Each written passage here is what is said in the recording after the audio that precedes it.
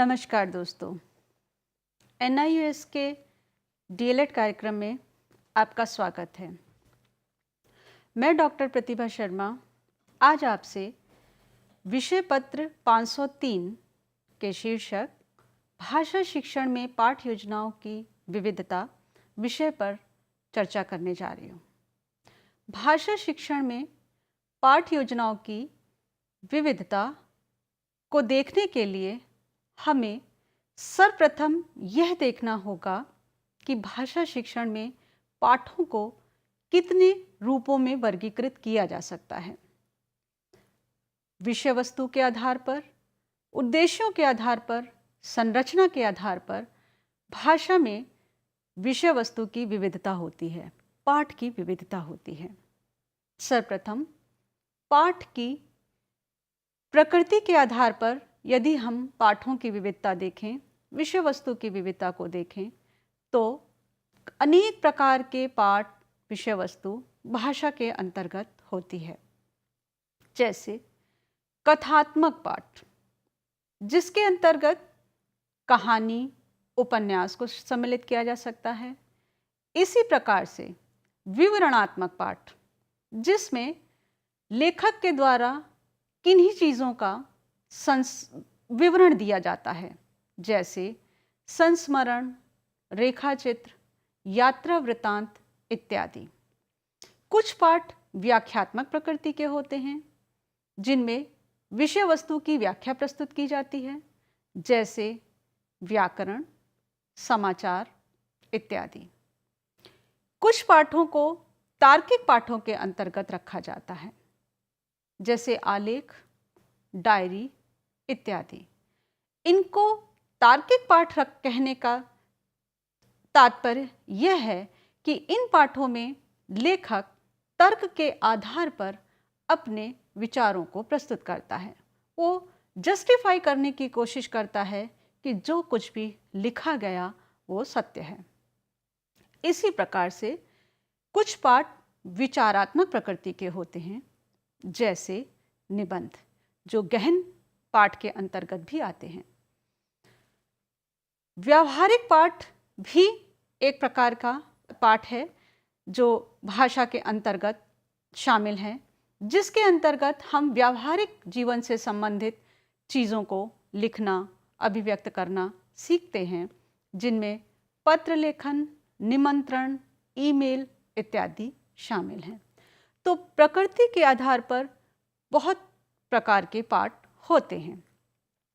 इस आधार पे हम कह सकते हैं कि भाषा शिक्षण में पाठ योजनाओं की भी विविधता हो सकती है, क्योंकि वो कहानी पढ़ा रहा है तो कहानी के अनुरूप पाठ योजना बनाएगा। अगर वो संस्मरण और रेखा चित्र पढ़ाएगा तो उसके अनुरूप उसे पाठ योजना बनानी होगी। व्याकरण, समाचार इत्यादि व्याख्यात्मक पाठ पढ़ाएगा तो उसे उसके अनुरूप पाठ योजना बनानी होगी। इस समस्त प्रकार के पाठ योजनाओं के लिए अलग प्रकार के उद्देश्य होंगे, अलग प्रकार की विधियां होंगी, अलग प्रकार की प्रविधियां होंगी।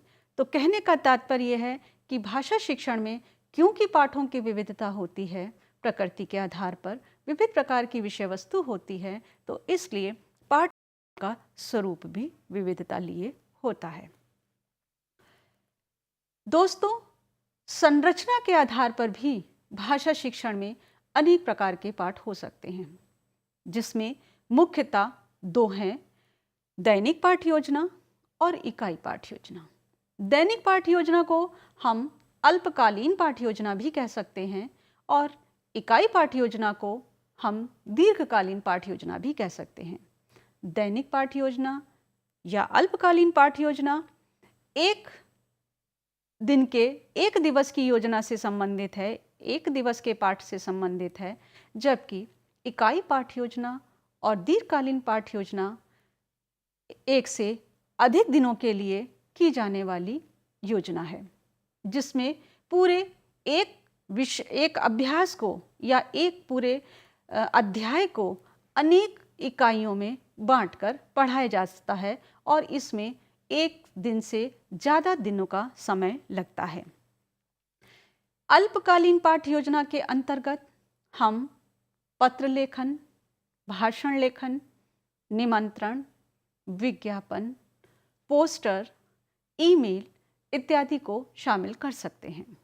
जबकि दीर्घकालीन पाठ योजना के अंतर्गत संवाद, साक्षात्कार, समीक्षा, अखबार के लेख, संपादकीय के साथ साथ निबंध और कहानी इत्यादि जैसे पाठों को भी सम्मिलित कर सकते हैं। तो इस प्रकार दोस्तों, संरचना के आधार पर भी पाठों में विविधता पाई जाती है, तो इसलिए पाठ योजना का स्वरूप भी विविधता लिए होता है। तीसरा जो महत्वपूर्ण बिंदु है पाठों की विविधता का जो आधार है वो है उद्देश्य। अनेक अन्य विषयों की तरह भाषा शिक्षण भी एक से ज़्यादा उद्देश्यों पर आधारित है। भाषा शिक्षण के 3 प्रमुख पक्ष होते हैं: भाषा का शिक्षण, साहित्य का शिक्षण और रचना कार्य का शिक्षण। तो इस दृष्टि से भाषा का शिक्षण में भी 2 प्रमुख पक्ष हो जाते हैं। एक भाषा का शिक्षण यानी उसका ज्ञानात्मक पक्ष, और एक उसका कौशल पक्ष यानी व्याकरण। तो भाषा विज्ञान और व्याकरण भाषा शिक्षण के 2 अलग पक्ष हो जाते हैं। साहित्य में भी पाठों में अनेक विविधता पाई जाती है, अनेक प्रकार की विधाएं होती हैं। तो इस दृष्टि से भी अलग अलग तरीके के पाठ होते हैं। उद्देश्यों के आधार पर भी पाठों में विविधता पाते हैं। ज्ञानात्मक उद्देश्यों की प्रमुखता पर आधारित पाठ हैं, या भाषाई कौशलों की प्रमुखता पर आधारित पाठ है, या वो भावात्मक या रागात्मक उद्देश्यों की प्रमुखता पर आधारित पाठ हैं। तो उद्देश्यों के आधार पर भी पाठों की विविधता पाई जाती है, तो उसी के अनुरूप पाठ योजना में भी विविधता आ जाती है। जिन उद्देश्यों की प्रमुखता होती है उसी के अनुरूप शिक्षक को अपनी पाठ योजना का नियोजन करना होता है। जैसे ज्ञानात्मक उद्देश्यों पर आधारित पाठ योजना में शिक्षक को, यदि हम भाषा के संदर्भ में बात कर रहे हैं, तो भाषिक तत्वों का ज्ञान, जिसमें उच्चारण, वर्तनी, शब्द रूपांतरण, शब्द भेद, उपसर्ग, प्रत्यय, संधि, समास इत्यादि रूप से अनेक भाषिक तत्वों का ज्ञान शिक्षक विद्यार्थियों को कराता है। साहित्य की विविध विधाओं का ज्ञान, जिसमें निबंध, नाटक, कहानी, कविता, रेखाचित्र, संस्मरण, यात्रा वृतांत, आत्मकथा, जीवनी, बहुत सारे विधाएं हो सकती हैं जिसका ज्ञान शिक्षक को कराना होता है। इसी प्रकार से तीसरा जो पक्ष है भाषा शिक्षण का, रचना कार्य के विविध रूपों का ज्ञान। रचना कार्य के अंतर्गत मौखिक और लिखित अभिव्यक्ति का कौशल विकसित करना, जिसमें सार लेखन, पत्र लेखन, कहानी लेखन, आत्मकथा, संवाद लेखन, विज्ञापन लेखन, सूचना लेखन इत्यादि बहुत सारे आयाम होते हैं जिनके माध्यम से विद्यार्थी के अंतर्गत रचना कौशल का विकास किया जा सकता है। तो विद्यार्थी यह देखना होता है शिक्षक को कि वो इनमें से, इन ज्ञानात्मक उद्देश्यों में से किन उद्देश्यों को प्रमुखता देगा। वो उसकी विषय वस्तु के स्वरूप पर भी निर्भर करता है। यदि उसकी विषय वस्तु भाषा विज्ञान से संबंधित है तो उसको भाषिक तत्वों का ज्ञान मुख्य रूप से देना होगा। यदि उसकी विषय वस्तु साहित्य की विविध विधाओं से संबंधित है तो उसको उस प्रकार के अनुरूप उद्देश्यों का निर्धारण करते हुए अपनी विधियों का नियोजन करना होगा। और अगर उसकी विषय वस्तु या पाठ का उद्देश्य बच्चों को रचना कार्य के विविध रूपों का ज्ञान कराना है तो उसका उद्देश्य, उसकी शिक्षण विधि उसके अनुरूप होगी। तो कहने का तात्पर्य है कि पाठ में किस प्रकार के उद्देश्यों को प्रमुखता दी जा रही है। यदि उसमें ज्ञानात्मक उद्देश्यों को प्रमुखता दी जा रही है तो ज्ञानात्मक उद्देश्यों में से भी इन 3 पक्षों में से किस चीज़ को प्रमुखता दी जा रही है, इसके ऊपर निर्भर करता है। तो दोस्तों, इससे हमको ये पता चलता है कि भाषा का विषय क्षेत्र बहुत अधिक व्यापक है और उसमें पाठ योजना की बहुत अधिक विविधता होती है। भाषा शिक्षण का दूसरा प्रमुख उद्देश्य होता है कौशलात्मक उद्देश्य। भाषाई कौशल के अंतर्गत 4 प्रमुख कौशलों का विकास किया जाता है, जिसमें पहला है विद्यार्थी का सुनकर अर्थ ग्रहण करने की योग्यता, अर्थात विद्यार्थी में श्रवण कौशल का विकास करना। विद्यार्थी शिक्षक के द्वारा कही गई या किसी अन्य के द्वारा कही गई किसी बात को सुनकर उसका सही अर्थ ग्रहण कर सके, इस प्रकार की योग्यता का विकास करना। इसके लिए पृथक विधियां हैं, इसके लिए पृथक प्रविधियां हैं। शिक्षक को यह तय करना होता है कि वो किस प्रकार की विधि और प्रविधियों का प्रयोग करेगा। दूसरा कौशल जो भाषा के संदर्भ में महत्वपूर्ण होता है वो है पढ़कर अर्थ ग्रहण करने की योग्यता, अर्थात पठन कौशल। विद्यार्थी मौन पाठ या द्रुत पाठ को पढ़कर उसका अर्थ सही अर्थ ग्रहण कर सके, इसका प्रशिक्षण विद्यार्थियों को देना होता है, ज्ञान देना होता है, उनमें कौशल विकसित करना होता है। इसके लिए भी शिक्षक अलग अलग विधियों का, प्रविधियों का प्रयोग करता है। तीसरा कौशल है वाचन कौशल, अर्थात बोलकर अभिव्यक्त करने की योग्यता। विद्यार्थी अपनी बात को अपने तरीके से बोलकर सही विधि से अभिव्यक्त कर सके, इस योग्यता का विकास करना भी शिक्षक का दायित्व होता है। तो भाषा शिक्षक का दायित्व इस दृष्टि से महत्वपूर्ण है कि वो बच्चों में अपनी बात को कहने का कौशल विकसित कर सके। इसके लिए अनेक प्रकार की विधियां और प्रविधियों का इस्तेमाल शिक्षक करता है और इसके साथ साथ एक महत्वपूर्ण कौशल जो है वो है लेखन कौशल। 4 लेखन कौशल अर्थात लिखकर अपनी बात को, विचारों को अभिव्यक्त करने की योग्यता। लेखन कौशल के अनेक आयाम होते हैं, उसके अनुरूप शिक्षक को अपनी विधियों को इस्तेमाल करना होता है, प्रविधियों को इस्तेमाल करना होता है। तो इस तरीके से हम भाषा शिक्षण में पाठ योजना के कई स्वरूप हो सकते हैं। कौशलात्मक उद्देश्यों की दृष्टि से वो श्रवण कौशल पर आधारित पाठ योजना है, पठन कौशल पर आधारित पाठ योजना है, वाचन कौशल पर आधारित पाठ योजना है या लेखन कौशल पर आधारित पाठ योजना है। तो इस प्रकार से दोस्तों हम देखते हैं कि भाषा शिक्षण में पाठ योजनाओं की विविधता होती है। भावात्मक उद्देश्यों की दृष्टि से भी भाषा शिक्षण में विविधता पाई जाती है। भाषा में छात्र की रुचि का विकास करना, जिस भाषा में पढ़ाया जा रहा है उस भाषा में रुचि का विकास करना, बालक में अपनी मातृभाषा के प्रति रुचि का विकास करना, बालक में अपनी राष्ट्रभाषा के प्रति रुचि का विकास करना, बालक में अन्य आधुनिक भाषाओं के प्रति रुचि का विकास करना। इस तरीके से भावात्मक उद्देश्य बहुत महत्वपूर्ण होता है और इसके साथ साथ न केवल भाषा में बल्कि साहित्य में भी छात्रों की रुचि विकसित हो सके।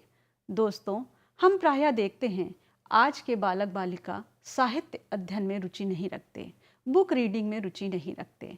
वो निरंतर इंटरनेट या अन्य माध्यमों से सारे ज्ञान को खोज लेना चाहते हैं और यही कारण है कि बच्चों में बुक रीडिंग की, पुस्तक अध्ययन की रुचि कम होती जा रही है और इसका परिणाम है बच्चे साहित्य में रुचि नहीं ले रहे हैं।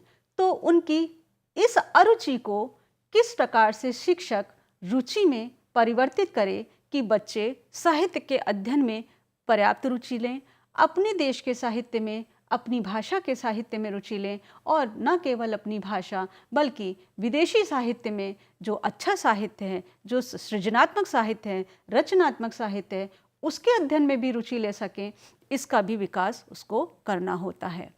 इसके साथ साथ भाषा के माध्यम से, भाषा शिक्षण के माध्यम से अध्यापक को अनेक प्रकार की सद्वृत्तियों का भी विकास करना होता है, जो भाषा शिक्षण का भावात्मक उद्देश्य है।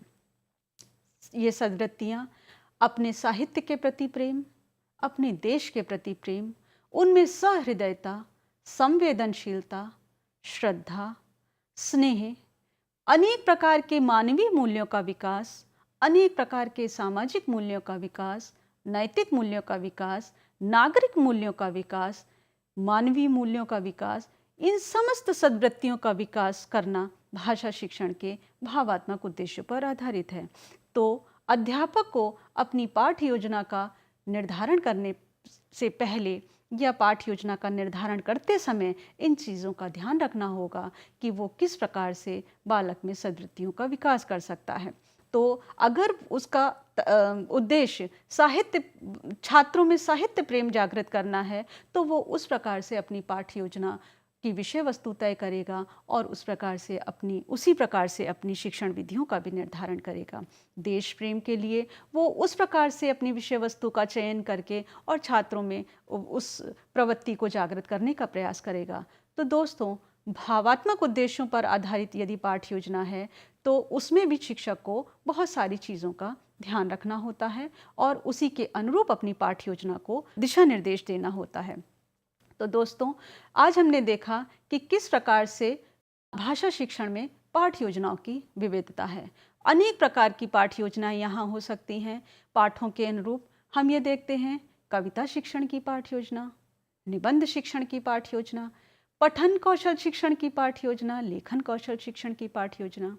और इसी प्रकार से अगर रचना कार्य शिक्षण है, अनेक प्रकार की रचना, पत्र लेखन, निबंध लेखन, कविता लेखन, ईमेल, विज्ञापन, अनेक प्रकार के रचनात्मक कार्य हो सकते हैं, तो उसकी पाठ्य योजना। और तो और दोस्तों, मुहावरे और लोकोक्ति का शिक्षण देने की भी पाठ्य योजना हो सकती है और शिक्षक उसके ऊपर कार्य कर सकता है यदि विद्यार्थियों को मुहावरे और लोकोक्तियों का ज्ञान देना है उसको विशिष्ट रूप से। इसी प्रकार वर्तनी शिक्षण के लिए वो पृथक प्रकार की पाठ्य योजना, कहानी शिक्षण के लिए पृथक प्रकार की, और नाटक और उच्चारण शिक्षण के लिए पृथक प्रकार की पाठ्य योजना का इस्तेमाल कर सकता है। तो दोस्तों, इस प्रकार से हम देखते हैं कि विषय वस्तु की दृष्टि से, उद्देश्यों की दृष्टि से, पाठ की प्रकृति की दृष्टि से, पाठ की संरचना की दृष्टि से भाषा शिक्षण में पाठ्य योजनाओं की विविधता होती है। दोस्तों, इसी के साथ मैं आपसे विदा लेती हूँ और अगली कक्षा में फिर मिलने तक आपको नमस्कार।